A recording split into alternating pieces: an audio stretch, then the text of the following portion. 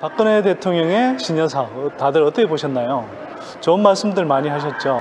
경제개혁 3개년 계획, 또 창조경제 지속하겠다, 여러 가지 수출과 내수의 병행, 이런 좋은 말씀들 많이 하셨습니다. 그런데 이 미사 여부들이 현실과 부합하는지는 굉장히 의문입니다. 저는 현실과 엇박자나는 그런 신년사가 아니었나 이렇게 생각을 하고요. 키워드 중심으로 몇 가지만 짚어보겠습니다. 공기업 개혁 이야기였습니다. 신년사에서 정부의 정책 실패도 있었다 이렇게 이제 일부 인정은 했습니다만, 대부분 공기업의 방만 경영이 문제였다, 노동자들의 과도한 복리 후생이 더 큰 문제였다, 이런 식으로 이야기하고 있습니다. 지금 부동산 또 건설 경기 살린다고 떠받친다고 LH공사 부채가 지난 6년 동안 한 70조 원 정도 늘었고요. 수자원공사도 4대강 사업에 동원되느라고 부채만 8조 원 정도가 늘어났습니다. 거기에다가 최근 문제가 된 코레일 경우에도 그 정부의 주무급식 통행령 예측에 따라서 지어졌던 인천공항 철도, 거기에서 1조 2천억 부채가 생겼고요. 장밋빛 한상 아래 추진됐던 용산국제업무지구 개발 사업에서만 8조 원 정도의 부채가 생겨났습니다. 이런 거듭된 정부 정책 실패, 또 가시적인 그 정권차원의 사업 추진, 이런 것들에 의해서 엄청난 문제들이 생겼음에도 불구하고 이 부분들에 대해서는 어떤 책임질 사람들에 대해서 엄중 문책을 하겠다는, 또 정부 차원의 반성을 하겠다는 이런 언급은 없이 계속 노동자들 탓만 하고 있습니다. 창조경제 이야기를 했습니다. 민간 합동 창조경제 추진단이라는 걸 꾸려서 적극적으로 추진하겠다고 말씀하셨던데요. 오늘 기자회견하는 방식부터가 굉장히 비창조적이었습니다. 어떻게 기득권 언론들 일색으로 기자들이 한 분씩 돌아가면서 질문을 하고, 흔히 말하는 좀 진보 언론들 또는 제대로 비판적인 질문을 할 수 있는 그런 분들, 기자분들한테는 기자회견 질문을 할 수 있는 그런 기회조차 주지 않았습니다.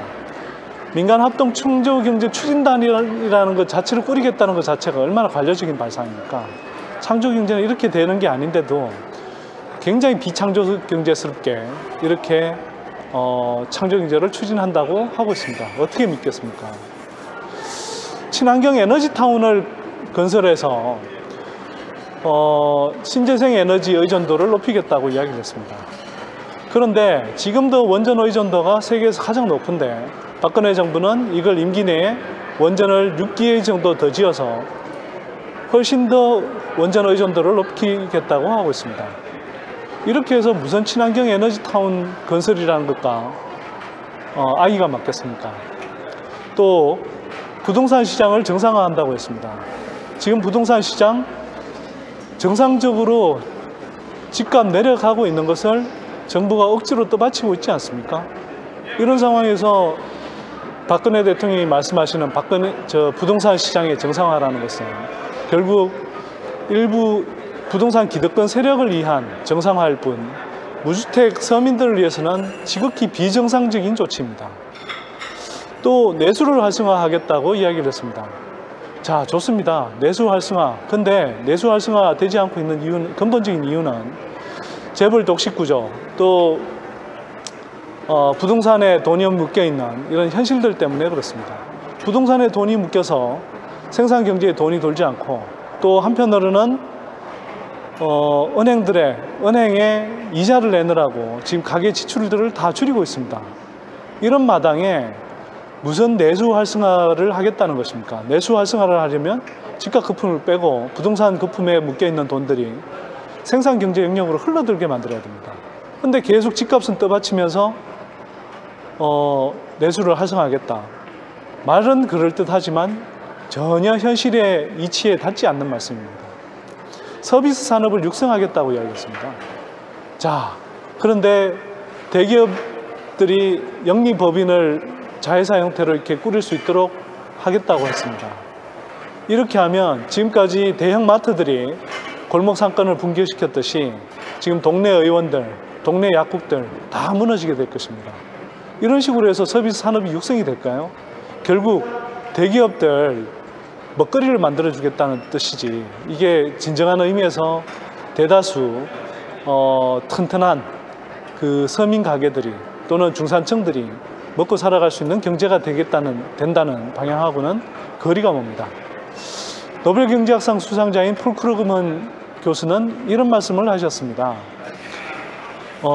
정부가 내세우는 정책이 겉으로 내세우는 그 목표에 늘 부합한다고 생각하지 마라.